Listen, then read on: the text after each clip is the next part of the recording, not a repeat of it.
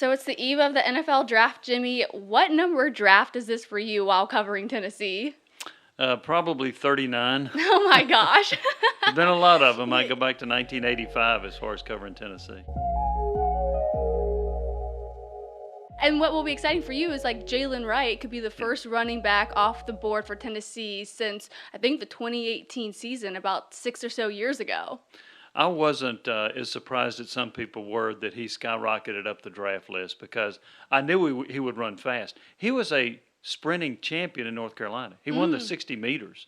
I knew he was fast. He actually came to Tennessee as an undersized running back. He put on 20-something pounds, and he was reluctant to do it because he thought it might impact his speed. Yeah. It did not. And if you don't think it did, ask Georgia. Because Yes. they couldn't track him down. No. So that was that made him some money, that run right there. But he also became somewhat of a power back. When he hit the hole, he drove people back. So he put on the weight, he gained power, didn't lose his speed. I really like him as an NFL running back. Yeah, you want to look at like Will gaining weight, lower, slow him down. Well, his 40 was still 4.38 seconds. It was the second fastest among running backs at the combine. And then you have such a good NFL combine that you're not really participating in pro day. What kind of luxury is that for a player, maybe even a running back, where you've put up all you can on tape, you have a great NFL combine that you don't really need to participate in your team's pro day? It's like a golfer that has a mulligan, but you don't need the mulligan. Okay. You go to the combine, you perform extremely well. You don't need to perform at pro day at Tennessee because you've already put up the numbers that you aspired to. So I thought what he did at the NFL combine was very good for him, helped his stock, puts him in a position to be one of the top couple of running backs drafted. And I also think he can catch it out of the backfield, which is another big component of his game, which the NFL scouts like. I mean, look what Alvin Kamara's done with the Saints. He gets, it seems like, almost as many catches as he does carries. Yeah. Well, Wright can catch it out of the backfield, and so I think that increases his value. So I do think he's going to be a high draft pick. Yeah, I think he had like 22 receptions for 141 yards last year. He was also really good because of his size and strength. He was great in pass protection, which translates so well to the NFL. And he needed to learn that. That was not a strength of his because I think he weighed maybe 190 pounds when he got here. Maybe. Yeah, and then that's on the good side. Yeah. And then as he got bigger and stronger and learned the protection, he was able to help in that regard. So, yeah, that is big in the NFL. You got to protect your quarterback, and you need running backs that are able to do that. You need running backs that can catch it out of the backfield. You need running backs that can break tackles. And you need running backs that can hit a hole fast. He does all of those things, which is why I think he's the prototype for an NFL running back. I think what's so impressive about what he did in his final year at Tennessee, not only did he get over 1,000 yards rushing, he did that while also splitting responsibilities with Dylan Sampson and Jabari Small, and he was still able to get to 1,000. Kind of what does that show about him, that he is that workhorse, can handle the load and stay healthy?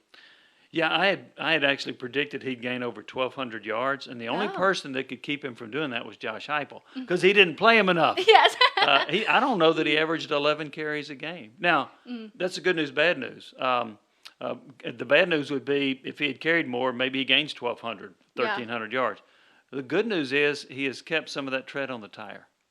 So he is not a worn-out running back. He's not a guy that had 240 carries like some running backs have in a season before they enter the NFL draft. So that's a little bit appealing too.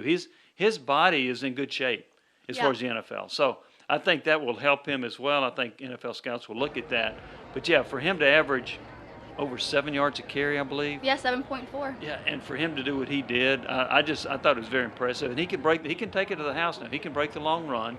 So I just think there's so many elements to his game that will translate. He also became the first 1,000-yard rusher since John Kelly Jr. What made him so special that he was that guy for Josh Heupel in the offense last season? I think it's a combination of his getting stronger, bigger and stronger, and his speed. Those two things I really think were impactful. Look, the offense also helps you too because when you run that type of an offense, you are more likely to break the long runs because there are fewer people in the box. And when you spread the field, you don't get as much safety help on defense for folks coming up and making a tackle. So I think those contributed to how productive he was. Right now, I think a lot of draft analysts and scouts are predicting that he would be a third-rounder pick. Do you agree that he's going to be a day 2 pick? I've got him going late second round. Okay. Now, they know more about it than I do. Yeah. But when I look at him, I just the running back position, you look at it, and there's a part of you that say that it's been devalued. However, there have been some running backs go in the first round. Mm-hmm. So I look at several teams out there that need a running back. The Cleveland Browns need a running back.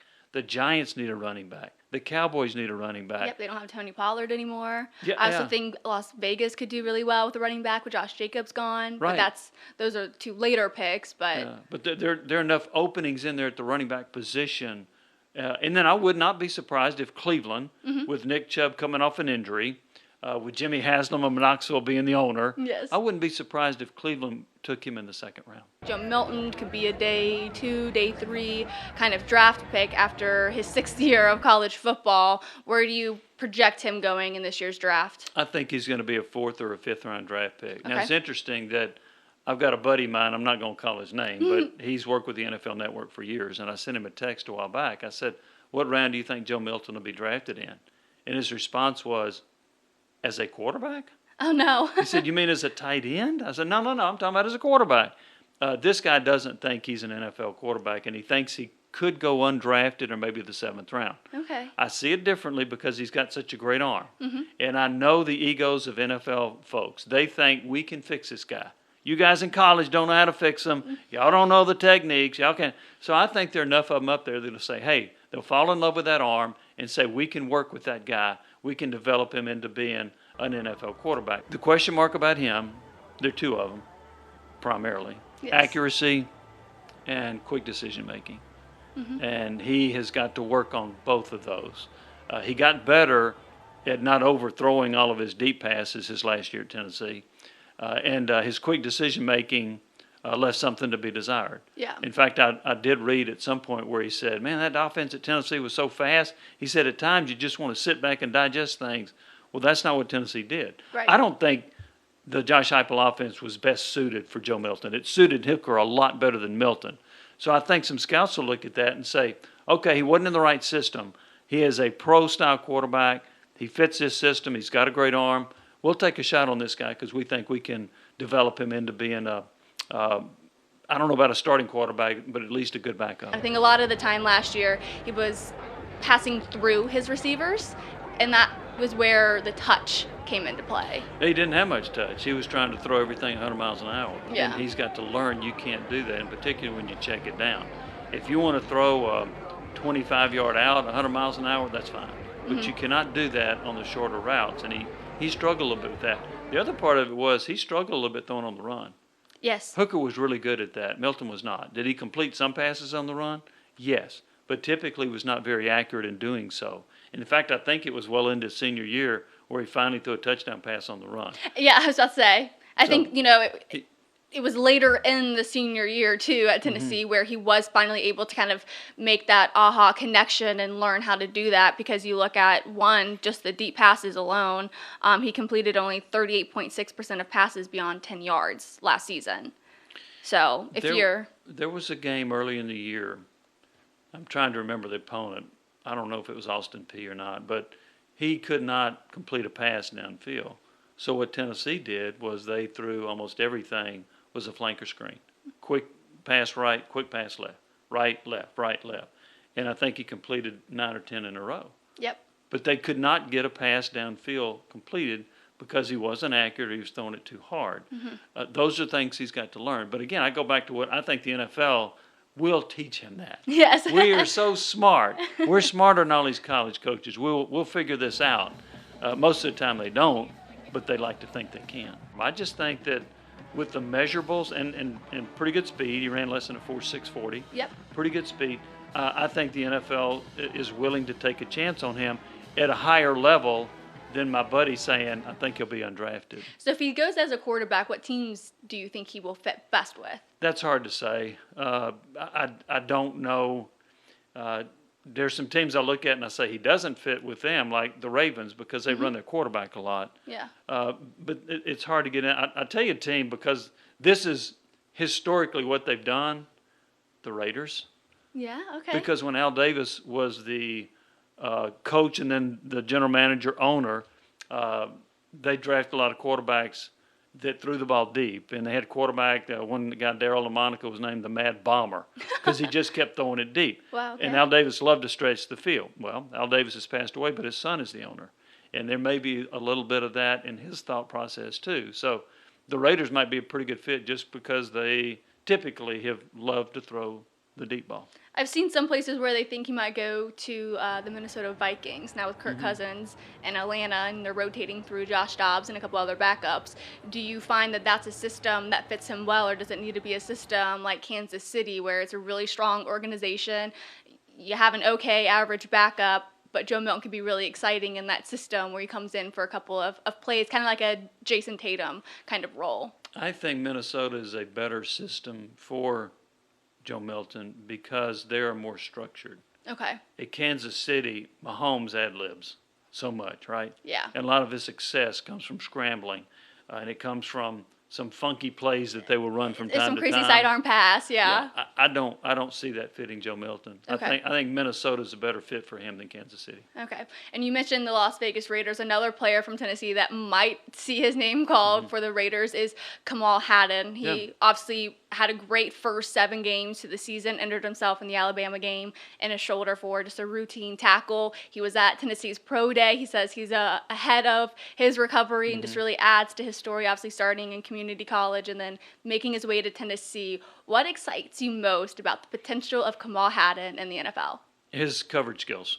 Okay. He was the best cover corner Tennessee had, by far the best in one-on-one coverage. So I like that aspect of him. I think he's got good hips. I think he's got good feet. 2 things concern me. One, the shoulder. Yeah. He's had issues with that more than once. The other thing that concerns me is his either inability to tackle or unwillingness to tackle. That bothers me a little bit. Now, if you're a great cover corner in the NFL, that doesn't bother them as much.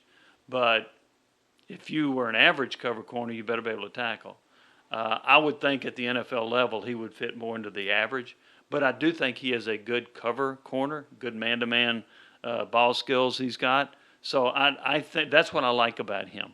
Yeah. And I think he's got a chance to make it in the NFL because he is a good cover corner. Yeah, I saw a lot where if he didn't have his injury, he could be a second rounder. Now they're kind of projecting him in the 6th round, which is why it makes sense for the Raiders to maybe get him, in the day 2, 3 selection. So I think he had 19 tackles in his first 7 games. He had 5 pass breakups, I think 1. Obviously went for a touchdown on the other end. Oh, he had 3 interceptions, 1 returned for a touchdown. He had 8 pass breakups. A lot of those pass breakups have to come from his size, his length. I know that's probably annoying for the receivers when you get into deep coverage that he does have such length.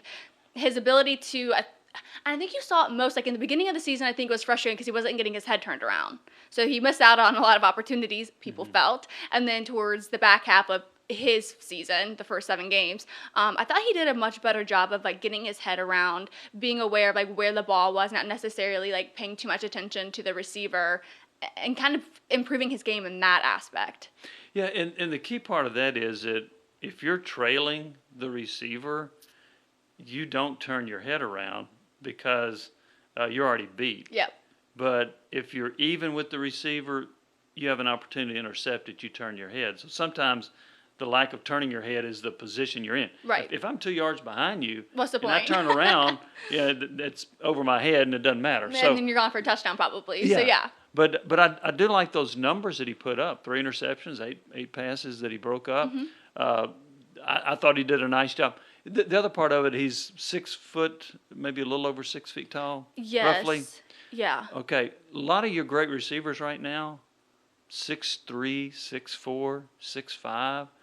If you're a 6 foot or a 6'1" cornerback, that's now considered tall. Good for him. So it helps. Yeah. If you're a 5'9", 5'10" cornerback, it's tough to go against if you're giving up 5 or 6 inches. So I think his height also helps him. Another player who had a really good day at Tennessee's Pro Day, who just missed out on getting an invite to the NFL Combine, was tight end McCallan Castles. Now, he said to us afterwards that hungry dogs run faster. That's what his dad told him when he missed out on an invite to the Combine. He really impressed at Tennessee's Pro Day, definitely upped his stock for the NFL Draft. Where do you think his greatest strength is as a tight end, whether in blocking or receiving? Versatility. He ran a 4.6, I believe. Yeah. He had a really good vertical jump. I think he's going to be a good NFL player because he can play the tight end position. He can play the H-back position. He's a decent blocker. I know he dropped a couple of passes early. I think that might have been nerves or getting adjusted or a football coming at you 100 miles an Yes. hour. I think he's going to make it in the NFL. And what the NFL now with their tight ends, a lot of them are more receiving tight ends. Yeah, you look at Travis Kelce. You think Exactly. maybe Gronkowski kind of changed that position, but he was still more so a blocking tight end. I see Travis Kelce as like your additional receiver. You have a lot of that going on. For the Saints, they had a guy named Jimmy Graham who fit into that role. So you've got a number of tight ends like that are really good pass-catching tight ends. But I think that his versatility is going to help him. And I mentioned earlier about how the running back position has become, quote, devalued in the NFL.